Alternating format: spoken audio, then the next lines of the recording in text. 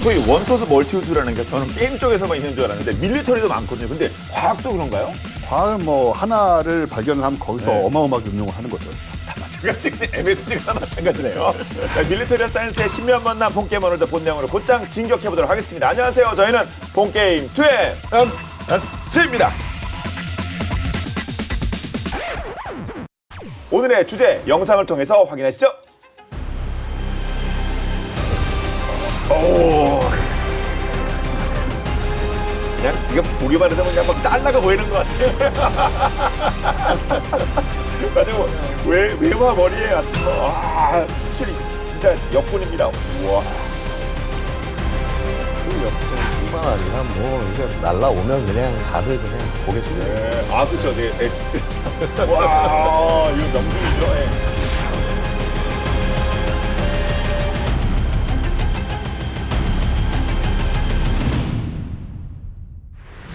K방사의 아이콘이자 우리 군 대활약전의 핵심 전력이죠. K239 천무가 그동안은 뭐 지상 표적을 타격하는 용도로 쓰였는데 이제는 바다에 떠 있는 함정까지 공격 가능하다. 와, 이거 엄청난데 이거 맞는 얘기죠? 네, 그렇습니다. 뭐 언젠가는 우주도 공격할 수 있을지 모르겠습니다만. 그렇죠. 뭐 이렇게 타겟만 잡으면 이제 바로 가는 거죠. 예. 무공위성 이런 거 쏠 수 있죠. 자, 어쨌거나 이제 재작년 그 11월부터 두 차례에 걸쳐서 폴란드의 그 천무의 개량형인 호마르 K 다연장 로켓 총 290대와 예, 그 관련된 탄환들을 수출을 했는데 탄약을 수출을 했는데 자, 이 호마르 K에 이제 쓰이는 탄이 CGR-80, 자, CTM-MR, CTM-290. CTM-290은 KT즘 미사일 계열의 수출형입니다. 네, 그렇고요. 참고로 제가 아까 말씀드린 CTM은요. 네. 이게 뭐 엄청난 이게 들어가 있는 약자가 아니라 C가 천무의 C. 아, 예. 엄청난 건데요? 예. 아니, 이게 엄청난 거죠. 예, 엄청난 거죠, 그렇죠? 예. 이제 천무 전술 택티컬 미사일 이거의 영문 약자입니다. 그래서 이제 지난 9월 4일 폴란드 현지에서 개최된 방산 전시회 장려를 했었죠. 아, 예. MSPO. 네, 2024입니다. 2024에서 그 폴란드와 이 CGR-80의 그 수출 계약이 맺어졌는데요. 여기에 더해서 ASBM, 그러니까 Anti-Ship Ballistic Missile, 대함 탄도 미사일을 이 현재 개발 중인 거를 이거 사겠냐고 제안을 한 겁니다. 네. 예. ASBM은 그 해상에 떠 있는 적 함정을 이동하는 함정을 공격할 수 있는 대함 탄도 미사일. 이렇게 이해하시면 되고요. 전투함 출항 준비 시간이 이제 최소 30분 이상 소요가 된다는 거를 이제 감안을 하면은 10분 만에 천무 다연장 로켓에서 ASBM을 조합해가지고 해서 발사할 수 있다. 10분. 그러면은 해상 방어 역량 강화를 위한 그야말로 치트키가 되는 겁니다. 그래서 ASBM은 미국과 중국, 이란 등 소수 국가들만이 보유한 무기 체계로 K 미사일에서는 이제 최초로 등장한 거죠. 예. 그러니까 육군이 해상 방어까지 같이 겸하는 거 아니겠습니까? 그렇죠. 그래서 이제 소위 이제 미 육군을 포함한 이제 사실 미국이 이제 주도하긴 한 건데요. 군사 선진국들이 현재 추구하고 있는 작전 개념 중에서 다영역 작전, 뭐 MDO, 그러니까 멀티 도메인 오퍼레이션. 요게 지금 한참 각광을 받고 있습니다. 손쉽게 말하면요, 우리 기존에 이제 작전하는 영역이 지상, 해양, 공중 있잖아요, 그렇죠? 거기에 우주. 그다음에 사이버 전자기파. 요 공간을 아우르는 작전 개념이고요. 공간 부분이 사실상 이제 없어진 상태로 융합돼서 전투를 수행한다. 이런 작전 개념을 가리키는 겁니다. 이 다영역 작전에서 가장 중시하는 것이요. 바로 그렇게 융합을 해야 되니까 크로스 도메인 시너지, 즉 영역 간의 교차에 의한 그 시너지 이거를 추구를 하는데요. 특히 이제 이 다영역 작전에서는 육군도 적 해군 함정이나 뭐 심지어는 위성을 공격할 수도 있어야 되고 해군이 육군의 적 군사시설을 타격하는 등 그야말로 서로 영역, 보통 이제 해군하면 해상에서 싸우고 육군하면 육상에서 싸운다 이게 아니라 영역을 교차하면서 싸울 수 있는 그런 시너지를 추구한다. 이게 이 다영역 작전의 핵심 개념입니다. 예. ASBM 대함 탄도 이제 사실 움직이는 표적이라 난이도가 훨씬 높아질 것 같아요, 개발하는데. 보통 이제 탄도미사일 하면 항상 지상에 예. 정해진 이제 움직이지 않는 표적에 맞추는 건데 이거는 이제 넓은 바다를 항해하는 그 선박에다가 맞추겠다는 얘기니까 당연히 지상의 군사 기지보다 훨씬 작고 그리고 끊임없이 움직이지 않습니까? 이 선박이란 거는 특히 군함은 30노트, 뭐 시속 56km가 예. 넘는 속도로 계속 움직이고 있으니까 이거를 탄도미사일로 명중시킨다라는 거는 굉장히 기술적인 난도가 높은데 이제는 기술의 발달로 할 수 있다. 충분히 위협을 줄 수 있다. 이제 이런 지점에 도달을 한 거죠. 예. 이 ASBM은 원래 그 냉전 시절에 소련이 미 해군력이 원체 압도적이다 보니까 미 해군을 상대하려고 개발을 시작한 거였어요. 예. 근데 중간에 핵무기 관련 군축 협상이 시작이 되고 미국하고 소련이 상호 이제 개발하지 않기로 합의를 해버렸습니다. 그래서 사실 폐기가 되다시피 했던 건데 예. 최근 들어서 이제 다시 전략 무기로 부상을 하는 것이 소련은 없어졌고 그 당시에 소련과 이제 비슷한 상황의 지금 나라들이 미국의 항공모함 중심으로 한 해군력을 견제하기 위해서 정상 무기 체계로는 감당이 안 되니까 탄도미사일을 이용해서 미국의 항모에 대응하자. 이런 입장에 있는 나라들이 바로 중국하고 이란인 거죠. 아, 그러네요. 예. 그러면 그 하나 에어로스페이스에서 그 제안했다고 는 ASBM 그 실체 또 어느 정도 드러났습니까? 예, 그 하나 제안은요. 일단 이제 아까 말씀드렸던 그 CTM MR 이게 뭐냐면 KT즌 첫 버전에 해당해요. 네. 요 CTM MR ASBM 버전을 통합하는 방안입니다. 대지 공격하고 대함 공격이 이거 하나 있으면 다 되는 거죠. 폴란드에 판매한 미사일 중에 CGR-80이라는 게 있었죠. 그렇죠? 요게 이제 한 80km 정도 사거리고요.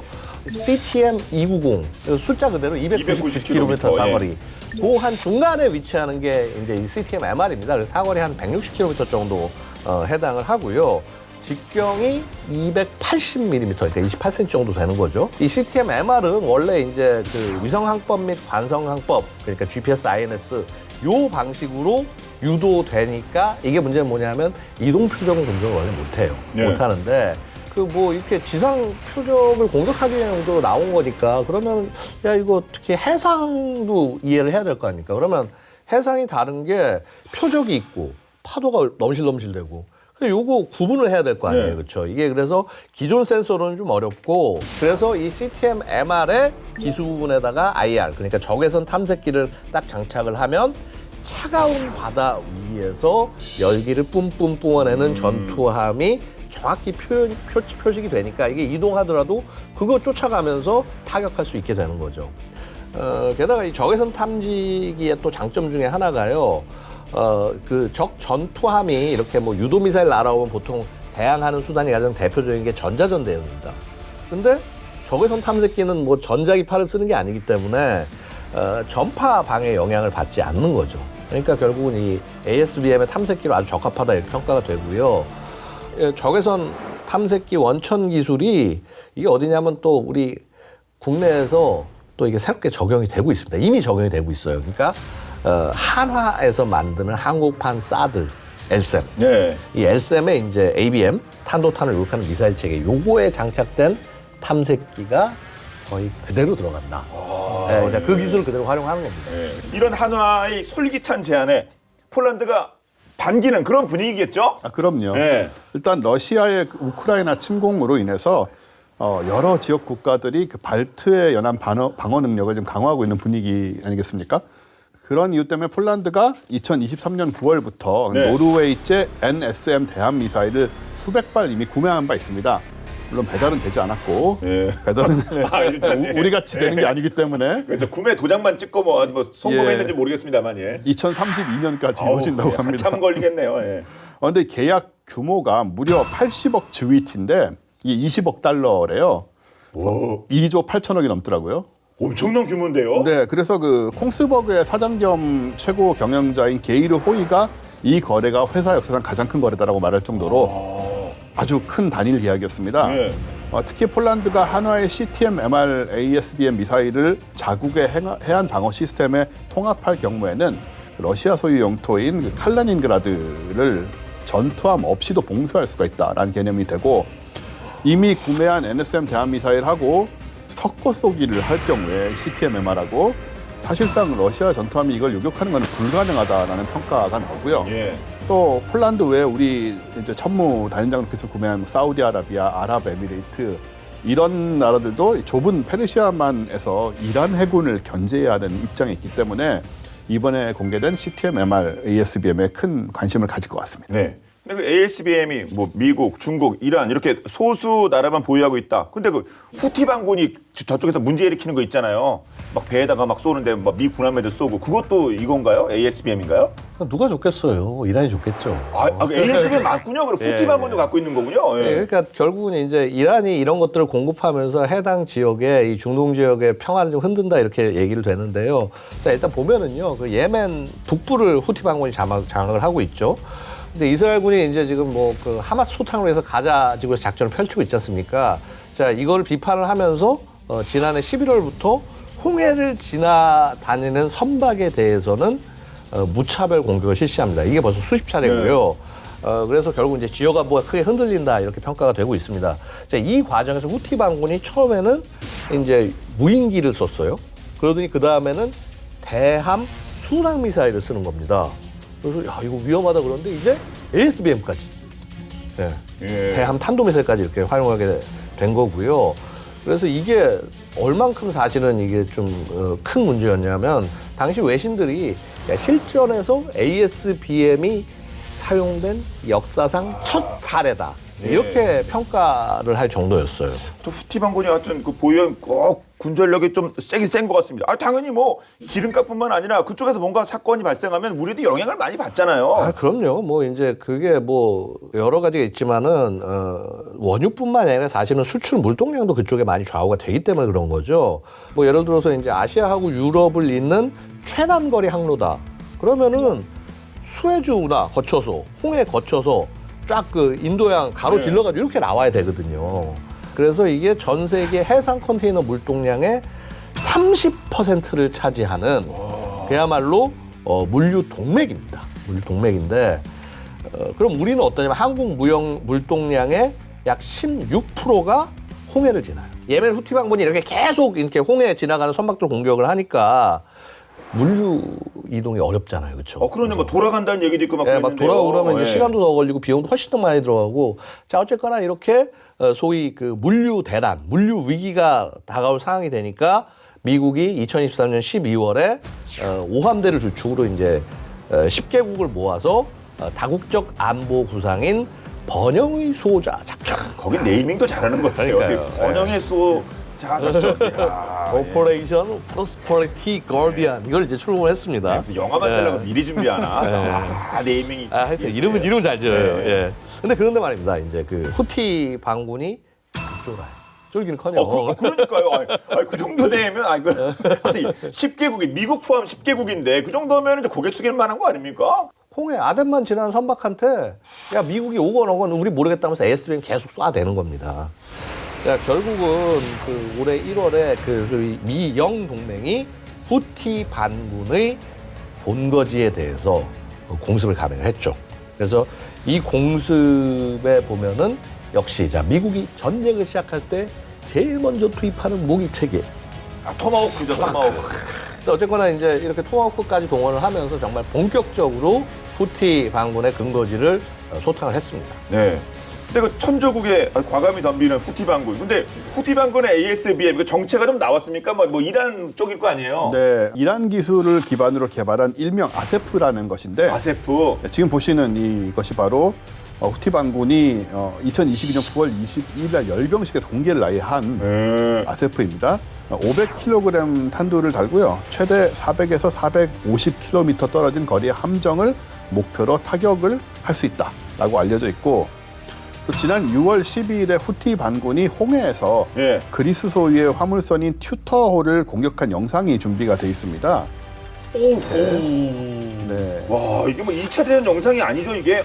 작년 큰 화물선에 안에 올해네, 올해. 예, 올해입니다. 올해 6월 달에 어떤 상황이었냐면은 자폭 무인정, 그러니까 수상 드론이 먼저 쓰였고 튜터 후미에다가 한 5에서 7m 크기의 그 흰색 자폭 무인정이 먼저 돌진을 했고요.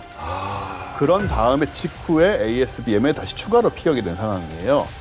그래서 여기에 대해서 이제 우려의 목소리가 많이 나왔죠. 그 영국 왕립 합동군사연구소에서 보고서에다가 비국가 행위자가 이런 무기를 소유하고 아무 처벌 없이 사용 중이라는 것은 아주 심각한 우려 상황이다 이렇게 또 밝히면서 서방이 근데 후티 반군의 이런 능력을 효과적으로 저하시키는 게 어려울 것 같다라는 그런 분석을 했습니다.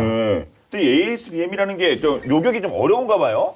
예, 이제 그래서 사실 쓰는 건데 그동안 해군 함정들은 보통 대함 순항 미사일하고 그다음에 항공기의 공격을 저지하는데 주로 초점을 맞춰왔거든요. 그래서 여기에 필요한 레이더 전투 체계 또 함대공 미사일 이런 것들은 사실 지속적으로 발전이 되었습니다. 그래서 이 대함 순항 미사일은 사실 요격 성공률이 많이 높아져 있어요. 근데 탄도 미사일은 좀 얘기가 다르죠. 네. 탄도 미사일 요격 능력은 이지스급 내지는 유사한 능력을 갖춘 함정들 외에는 사실 기대하기 어렵고요. 심지어 이지스함이라고 해도 SM-6 정도의 최신 요격 미사일을 갖추어야 가능하고 기존의 SM-2 정도로는 사실 요격을 할 수 없다라고 봐야 될 것 같습니다. 순항은 어느 정도 되는데 이 탄도는 그러니까 순항 탄도 이게 참 차이가 큰 미사일 뭐 시스템 아닙니까? 예, 사실 완전히 다른 개념인데 네. 순항 미사일은 보시는 것처럼 밑에 있는 게 이제 순항 미사일이죠. 비유를 하자면 이제 전투기 같이 움직인다고 생각하시면 되는 거죠. 제트 엔진이 장착돼 있고 고온 고압의 가스를 분출시켜서 제트기와 마찬가지로 이렇게 쭉 이제 직선으로 날아가는 게 순항 미사일, 뭐 토마호크 이런 게 바로 순항 미사일이고요. 어느 정도 고도까지 간다면은 사실 굉장히 낮은 고도로 움직이죠. 그런 다음에 계속 수평 궤도로 날아간다는 점에서 비행기하고 굉장히 비슷하고 탄도 미사일은 우주 로켓처럼 로켓 추진으로 올라간 다음에 정점에 도달해서는 이제 더 이상 로켓 추진력을 이용하지 않고 그때부터는 중력의 힘을 이용해서 이 포물선을 그리면서 낙하를 하는 그런 물리 법칙을 사용을 하는 거죠. 예. 그런 점에서 이제 큰 차이가 있죠. 그러니까 궤적이 상당히 뭐 엄청나게 치솟을 거 아닙니까? 꽤 높이 올라갔다 떨어지겠죠? 그렇죠. 사실 탄도 미사일이 이제 발사된 후에 로켓 추진력으로 지상에서 낮게는 80km, 높게는 1000km까지. 와, 예. 1000km 완전히 우주 아닌가요? 완전히 우주입니다. 왜냐하면 그 국제 우주 정거장이 350km 높이 있으니까 아, 그래요? 예, 그거 그건 3배. 3배까지 올라가는 거예요. 그런 다음에 목표물을 향해 낙하를 하게 되는 건데 중력 가속도가 이제 계속 붙으니까 속도가 점점 빨라지게 되죠. 그래서 대개 뭐 마하 3에서 마하 5 정도는 기본적으로 도달하게 되고요. 반면에 순항 미사일은 그러니까 아음속, 초음속으로 사실 못 냅니다. 왜냐하면은 일단 고도가 너무 낮아요. 저 고도에서 초음속을 냈다가는 기체가 파손될 뿐만 아니고 주변도 이제 뭐 충격파로 뭐 모든 가는 곳이 주변이 다 부서지게 되는 상황이라 왜냐하면은 고도가 100m에서 300m밖에 안 되기 때문에 63 빌딩이 200m 아니겠습니까? 예. 그 정도 높이로 날아가는 거니까 초음속을 내려야 낼 수가 없는 상황이고 그래서 수평으로 그 정도 높이에서 수평으로 가다가 이제 목표물 주위에 도달하면 확 내려가가지고 공격을 하는 타격을 하는 그런 방식이 되는 거죠. 예. 파괴력도 당연히 위에서 내리 꽂으면 훨씬 이 탄도 쪽이 셀 수밖에 없지 않습니까? 그렇죠. 이제 일단은요, 대체로 탄도 미사일의 그 탄두 중량이 순항 미사일 탄두 중량보다 무거운 경우가 대부분 많고요. 거기에다가 아까도 말씀 주셨지만은 정점 구도를 찍은 다음에 내려오는 것부터는 이제 낙하 에너지인데 이 운동 에너지까지 같이 더해지니까요. 파괴력이 비교가 될 수가 없죠. 근데 뭐 순항 미사일이야. 뭐 탄두가 뭐 어떤 종류냐에 따라서 뭐 파괴가 달라지겠죠. 핵탄두 장식하는 경우도 있으니까. 근데 어쨌거나 뭐 기본적으로는 탄두가 터지는 힘만 갖고 공격을 하는 거니까 뭐 예를 들어서 같은 중량 탄두라고 해도 역시 운동 에너지가 더해지는 탄도 미사일의 파괴력이 훨씬 더 셉니다. 탄도 미사일이 이제 목표물에 정확히 명중하지 않더라도 이제 주변에만 딱 떨어져도 뭐 하여튼 그 엄청난 파괴력으로 이 주변을 초토화시키고 내가 원래 공격하자는 목표까지도 이제 무력화시킬 수가 있는데 순항 미사일은 그러니까 목표에 정확하게 도달해서 명중하는 그야말로 정밀성을 요구하는 그런 미사일인 거죠. 그러니까 한마디로 봅니다. 빨리 세게 정확하진 않지만 빨리 세게 공격할 거냐 아니면 느리지만 정확하게 공격할 거냐 이런 차이가 있습니다. 근데 그럼 이제 이게 후티 반군이 ASBM을 사용하고 있다는 것과 잘 쓴다는 거는 또 차이가 있습니다. 그래요? 이동하는 선박을 맞추려고 하면 필요한 게 뭐냐 하면 미사일 자체는 또 능력이지만 ISR 그러니까 이제 정찰, 정보감시 정찰 능력이 훨씬 더 중요해요. 그래서 무슨 말인고 하니 정확하게 이제 움직이는 위치 막 이거 GPS 이런 걸 통해 가지고 해서 위치 정확히 파악을 해야 되지, 속도 알아야 되지. 그래서 그런 것들을 고도의 센서 가지고 이제 탐지를 한 다음에 그다음에 요거를 이제 미사일 골로 하려면은 이제 유도하면서 이게 정보를 계속 위치 정보 계속적으로 보내야 될 거 아니에요. 근데 이건 무슨 얘기를 하냐면 굉장히 우수한 정보통신망이 있어야 된다는 얘기가 되는 거예요. 전투 정보망이 있어야 된다는 얘기가 되는 거고 감시와 타격 능력을 서로 연결을 해서 이거를 지속적으로 공격을 할 수 있게 하는 거 이걸 우리가 킬체인이라고 부르잖아요. 그래서 바로 이런 킬체인 능력 정도까지를 가지고 있어야 사실은 정확한 공격이 가능하다고 얘기할 수가 있는 거고요. 지휘소, 탐지 자산, 그다음에 미사일 이 간에 정말 엄청난 능력의 연산 능력과 슈퍼컴퓨터급의 연산 능력과 그다음에 버퍼링 없이 그냥 이 막 정보가 초고속 통신으로 막 왔다 갔다 하고 이런 네트워크 환경이 제대로 안 갖춰져 있다. 그러면 사실상 제대로 활용하기 어렵다. 그래서 이게 뭐 사실 뭐 이란뿐만 아니라 북한도 아마도 이런 면에서 만약에 이런 ASBM을 갖게 된다고 해도 한계가 있을 거라고 얘기를 하고 있고요. 결국 뭐냐 하면 엄청난 경제력, 기술력 이거 다 갖추지 않으면 구축할 수 없다. 그러니까 후티 반군 그리고 이 사실은 이 후티 반군에게 이 미사일을 제공해 준 것과 마찬가지인 이란이 이러한 능력을 가졌느냐? 좀 미지수죠. 자, 뭐 이란까지는 그렇다고 쳐요. 중국은 어떨 거냐? 중국은 레벨이 다르지 않겠습니까? 레벨이 다르죠, 그렇죠. 네. 거기는 정찰 위성, 조기 경보기, 장거리 레이더 다 갖추고 있거든요. 그래서 ASBM을 실질적으로 운용할 능력을 갖추었다. 이렇게 평가가 되는 거죠. 그렇다면 중국이 보유한 것으로 보이는 그 ASBM 어떤 것들이 있습니까? 중국이 보유한 ASBM은 크게 두 가지인데요. 하나는 사거리가 2,150km나 되는 지금 보시는 이 둥펑 21D, DF-21D이고요. 이동식 발사 차량에 실려서 운반이 되는 또 운영이 되는 2단 고체 연료 미사일이고 중국이 이미 2010년대 초반에 실용화했습니다. 그런 다음에 일선에 배치되기 시작해서 사실상 세계 최초의 ASBM이다. 이렇게 보면 될 것 같고요. 당연히 탄도미사일이니까 대기권 밖으로 치솟았다가 이렇게 내리꽂히면서 항모를 추적해서 공격하는 그 항모 킬러로 개발이 되어 있고요. 길이 10.7m, 지름 1.4m, 꽤 큽니다. 발사 중량 14.7톤, 탄두 중량은 600kg, 원형 공산 오차는 30m 수준입니다. 예. 그러니까 이제 지금 말씀해 주신 DF-21이 단거리 탄도미사일인 거죠. 중국이 얘기하는 제1도련선. 이쪽 지역까지 공격이 가능하다면요. 자, 이제 태평양 상당 부분까지 들어간 제2도련선까지 공격이 가능한 그 다음 버전이 DF-26B입니다. 이게 사거리가 무려 4,600km예요. 와. 예. 그러다 보니까 미사일 당연히 크겠죠. 길이가 14m, 지름 1.4m, 그 다음에 발사 중량이 20톤이고 탄두 중량이 게다가 1.2톤에서 한 1.8톤 정도로 추정이 됩니다. 꽤 무겁습니다. 2단 고체 추진 미사일로 지난 2020년 시험 발사를 했어요. 자, 이게 이 사진이 지난 2021년 중국이 그 신장 위구르 자치구의 훈련 지역에 미국 항모를 본뜬 미사일 표적을 이렇게 레일 위에 올린 장면입니다. 움직이는 겁니까? 이동식입니까? 그렇죠. 여기 레일 있잖아요. 이걸로 쫙 이제 이동하는 거를 쏴서 맞추겠다. 예, 그래서 DF-26B의 그 실전 훈련을 위한 표적이 아닌가 이렇게 추정을 하고 있고요. DF-26B는 그 괌까지 공격할 수 있고요. 이를 통해서 미 해군, 특히 항모 전단의 접근을 제2도련선 내에서 차단할 수 있는 그런 능력을 제공할 것이다. 이렇게 평가가 됩니다. 그렇군요. 예. 뭐 스펙만 들어봐도 뭐 4,500km짜리도 있고 엄청난데 이 DF 미사일 둥펑 정말 뭐 항모 킬러 이거 될까요? 네, 이 준중거리 ASBM의 종말 단계 속도는 마하 10에 달할 거라고 보고 있거든요.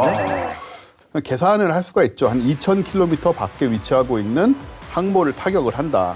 이렇게 했을 때 그러니까 마하 10이면은 시속 12,000km가 되겠죠. 그러니 2,000km 떨어진 데까지 가려면 6배가 되잖아요. 그죠? 6배니까 한 10분 정도면 도달할 그렇죠. 수가 있다라고 되는데 사실은 뭐 그거보다 좀 더 걸릴 거라고 생각이 됩니다. 이것저것 생각을 하면. 그 와중에 이제 항모는 움직이지 않습니까? 30노트, 시속 56km 정도. 예, 이 속도로 움직인다고 가정을 하면 항공모함이. 그래서 10분 이상이면은 직경 20km를 그리는 원 내 어딘가에 움직여 있는 항모를 찾아야 되는 겁니다. 그러니까 난이도가 어마어마하게 높은 거죠. 명중하지 않으면 필요도 없는 거잖아요. 그냥 그러니까 바다로 들어가 버리니까. 바다에 떨어져 버리니까 한 몇백 미터만 떨어져도 사실 별 의미가 없고요. 그렇죠. 그래서 중국은 이 미국의 항모 위치를 추적할 수 있는 실시간 추적할 수 있는 그런 위성 인프라를 이제 막 갖추기 시작은 했는데 이게 뭐가 필요하냐면 위성에 슈퍼컴퓨터가 들어가야 돼요. 그런 다음에 이걸로 미 항모의 움직임을 미터 단위 오차로 계속 계산을 해서 미사일의 연산 자체에 전송을 해줄 수 있어야 되는데 그것까지는 아직 못 갖추지 않았을까 예. 이렇게 보고 있는 거죠. 말씀만 들어도 솔직히 좀 빡세 보이긴 합니다. 예. 근데 시원하게 그냥 미사일 때려버리는 건 없으니까 그냥 미사일 그냥 폭파시켜버리면 좋을 것 같은데 요격 방법 없나요?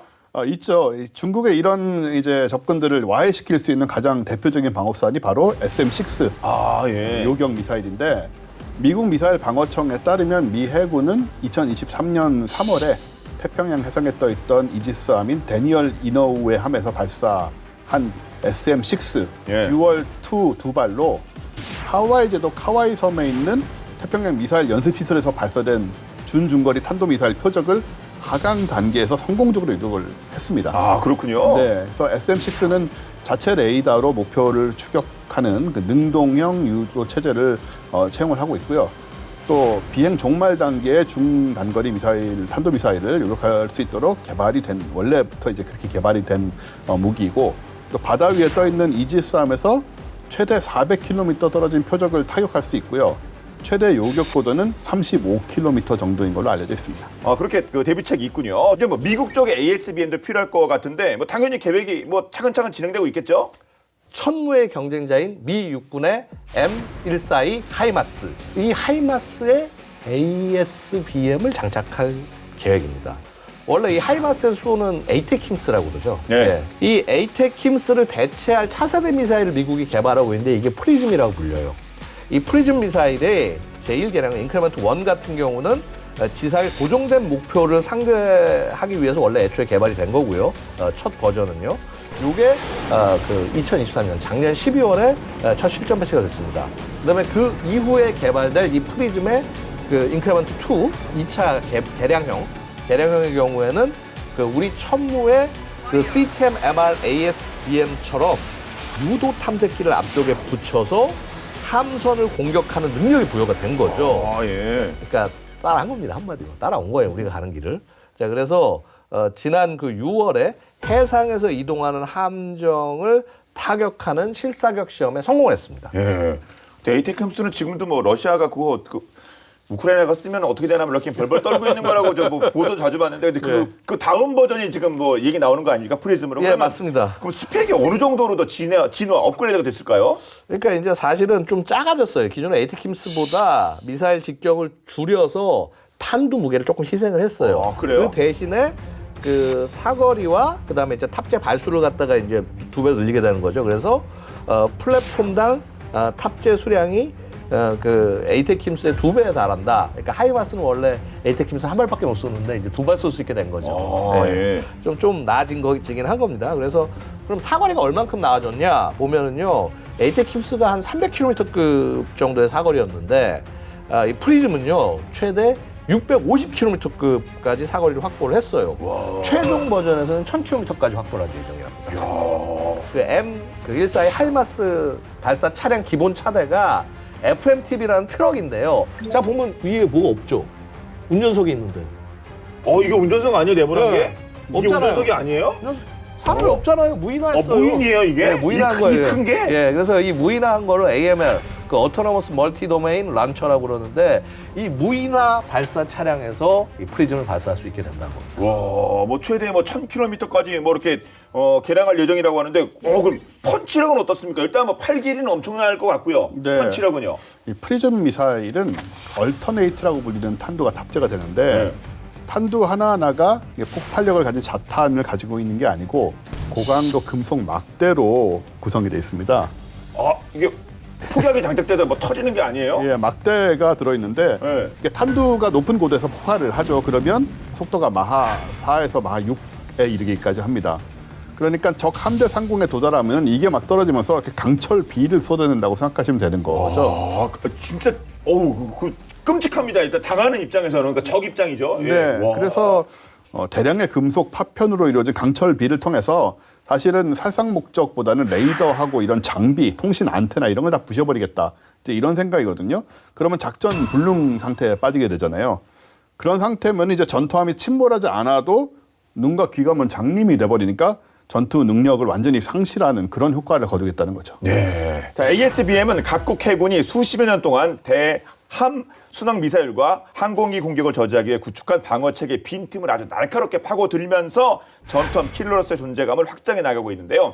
제2차 세계대전 당시에도 외계인의 무기라고 불릴 만큼 치명적이었던 대함 무기가 있었다고 합니다. 어떤 내용일지 본방자사에서 살펴보겠습니다.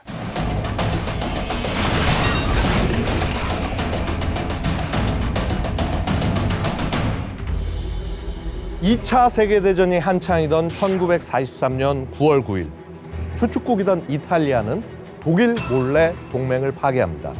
그리고 연합군에 투항하기 위해 함대를 이끌고 남유럽의 섬나라 몰타로 향하고 있었죠. 이탈리아의 배신을 눈치챈 독일은 이탈리아 군함을 향해 폭격기 3대를 출격시킵니다. 이탈리아 함대는 일단 대공포 사격을 준비했습니다. 독일의 폭격기들이 폭탄 투하를 위해 가까이 오면 발포할 생각이었죠. 그런데 독일의 폭격기들은 저 멀리서 폭탄을 투하할 뿐 접근하지 않았습니다. 가슴을 쓸어내린 이탈리아 군함의 승조원들, 안도의 한숨을 내쉬던 찰나 이탈리아 군함은 폭발을 일으키며 침몰합니다. 이게 대체 어찌 된 일일까요?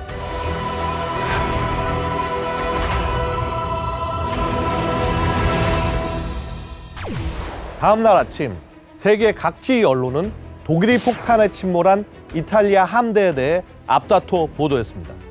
한 신문에서는 독일이 화성에서 온 외계인에게 무기를 얻은 게 틀림없다고 대스특필했죠. 독일 폭격기들이 이탈리아 함대의 상공이 아닌 먼 거리에서 바다를 향해 폭탄을 투하했기 때문인데요. 제2차 세계대전 당시 군함들은 함포와 폭격에 여러 차례 견딜 수 있게 두꺼운 장갑을 둘렀습니다. 때문에 폭격기들은 아주 높은 곳에서 폭탄을 투하해 높은 운동 에너지로 군함의 장갑을 뚫어야 했죠. 하지만 문제는 그 당시에는 유도 시스템이 없었다는 겁니다.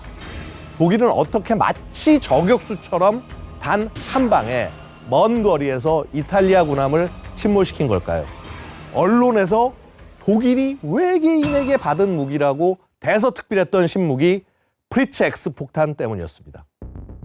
프리츠 X는 두꺼운 장갑을 관통하기 위한 고폭탄두를 탑재한 길이 3.3m, 무게 1,570kg급의 폭탄인데요. 형상을 살펴보면 폭 1.35m의 날개와 통제장치, 꼬리날개, 유도장치와 전멸 등이 부착돼 있습니다. 폭격기에 탑승한 승무원은 원격 조종으로 낙하 궤도를 수정해 목표물에 정확히 명중시킬 수 있었던 건데요. 게다가 그 당시에 6,000m의 높이에서 투하 시 약 5m에 불과한 오차 범위를 보였습니다. 폭탄을 투하하고 명중하길 기도하던 시절에 정확히 군함을 파괴하는 대함 미사일의 시대를 연 혁신적인 무기였습니다. 이탈리아 함대가 프리츠 X에 침몰을 당하고 바로 이틀 뒤 미국의 순양함 사바나와 영국 전함 워스파이트도 항해 불능에 가까운 피해를 입었죠. 연합군이 겨우겨우 알아낸 프리츠 X에 의한 피해를 최소화할 방법이 하나 있었는데요. 바로 장갑을 두르지 않는 겁니다. 두꺼운 장갑을 관통하는 프리츠 X는 오히려 장갑이 없는 구축함과 수송선은 아예 관통해 바닷속에서 폭발해버렸습니다. 프리츠 X의 빈틈을 발견한 연합군은 경장갑 군함들을 위주로 작전을 펼치며 피해를 최소화했죠. 독일은 그냥 가만히 있겠습니까? 곧장 프리츠 X 대신 새로운 무기를 꺼내 들었는데요. 바로 길이 3.82m에 무게 1,045kg급의 헨쉘 293이라는 폭탄입니다. 프리츠 X와 마찬가지로 원격 조종으로 낙하 궤도를 수정할 수 있는데요. 다른 점이라면 경장갑 함정과 접촉 즉시 폭발한다는 점이었죠. 상황이 이렇게 되자 연합군은 독일의 유도 폭탄을 무력화하기 위해 전자전의 마지막 희망을 걸었죠. 우선 독일의 조종사들이 폭탄 조종에 사용하는 무선 주파수를 알아내기 위해 동분서주합니다. 그 결과 영국은 타입 650 전파 교란기를, 미국은 XCJ 전파 교란기를 개발해냅니다. 두 교란기는 모두 독일의 무선 조종 주파수와 동일한 주파수의 전자기파를 방출해 통신을 방해하는 시기였죠. 소수의 프리츠 X와 헨셸 293에는 효과적이었지만 다수가 날아올 경우 일일이 수동으로 대응해야 해 한계를 보였습니다. 그 결과 1943년 11월 26일 전파 교란기가 놓친 헨셸 293 단 한 발에 영국의 8738톤급 병력 운반선 HMT 로나가 침몰하며 1000명 이상의 해병이 전사하는 참사가 일어났죠. 연합군은 전파교란 장비를 더욱 정교하게 발전시킬 실마리를 찾아다녔습니다. 그러던 중 이탈리아의 항구 도시 안치오에서 독일이 실험 후 놓고 간 멀쩡한 헨셸 293 한 발을 노획하죠. 그 이후 전파교란 장비 개발은 엄청난 탄력을 얻으며 기존 장비보다 업그레이드된 전파교란기가 잇따라 개발됩니다. 연합군은 업그레이드한 전파교란기를 탑재한 호위 구축함을 앞세워 1944년 6월 노르만디 상륙작전을 전개하는데요. 연합군 한 대가 노르만디로 접근하자 독일의 폭격기들이 나타나 프리츠 X와 헨셸 293을 마구 쏟아냈죠. 연합군 모두 전파 교란기가 제발 제 역할을 해주길 기도하던 순간 하늘을 뒤덮은 폭탄들은 연합군 함대로 향하나 싶더니 이내 모두 바다로 곤두박질을 쳐버렸습니다. 그렇게 외계인의 무기라 불리며 연합군의 해군을 두려움에 떨게 했던 무기는 종말을 맞게 되었죠. 장거리에서 군함을 정밀하게 공격할 수 있는 독일의 프리츠 X와 헨셸 293은 이후 대함 미사일의 토대가 되었습니다. 동시에 미사일을 방어할 수 있는 레이더와 전자전 장비 발전이 촉매제가 되었죠. 무기 체계와 방어 체계는 창과 방패의 싸움을 반복하며 발전을 이어오고 있는데요. ASBM이 전투함 킬러로 떠오르는 지금 방어 체계는 또 어떻게 발전할지 기대됩니다. 방금 그 프리즘도 뭐 진짜 강철비 떨어지면 엄청날 것 같은데 2차 대전 때 막 그 당시에 그 배에 있던 뭐 승조원이라고 그러나 이분들은 진짜 엄청 무서워서 그 전투하겠습니까? 그러니까 이제 멀리서 독일 항공기 뱅 하면서 떴다 하면은 이제 불안감이 이제 그게 나란 거예요. 근데 이제 어떻습니까? 사람이 불안이 커지면 미신을 믿기 마련이잖아요. 징크스 하나가 다 같이 있잖아요. 기도했답니까? 기도? 이 연합군 그 해군 선원들 사이에서 소문이 하나 돌았대요. 네. 뭐냐 하면 바로 전기면도기. 저기 이거 예. 전기면도기를 켜면은 그 독일의 유도 폭탄의 무선 주파수가 방해를 받아서 안전할 것이다. 이런 소문이 퍼진 겁니다. 네. 뭐 소리를 쫓아오는 거니까 소리를 뭐 잡음 내는 거면 노이즈? 그 절박한 상황을 이해하겠는데 이게 과학적으로는 이게 허무맹랑한 얘기죠. 이게 아마 잘 되진 않았겠지만 완전히 허무맹랑한 소리만은 아닌 게요. 밑도 끝도 없는 얘기 아니에요? 네, 일단 전자제품이 작동하면 무조건 전자파가 생기게 되거든요. 네. 그래서 전자파, 주파수 방출을 하니까 전자파 간섭에 아주 취약한 장치를 방해할 수도 있습니다. 근데 현실에서는 특히 요즘은 모든 장비가 아시다시피 전자제품에 그 방출할 수 있는 전자파 세기가 다 국내 규격이 다 정해져 있잖아요. 지금은 쓸 수 없지만 옛날에 전자파가 별로 없던 시절에 이런 식으로라도 어떻게 하면 조금이라도 도움이 될까 하는 그런 생각을 했던 것 같아요. 유사 과학인 줄 알았는데 뭐 미신이나 근데 그게 아니라 나름 뭐 근거가 좀 있긴 있었네요.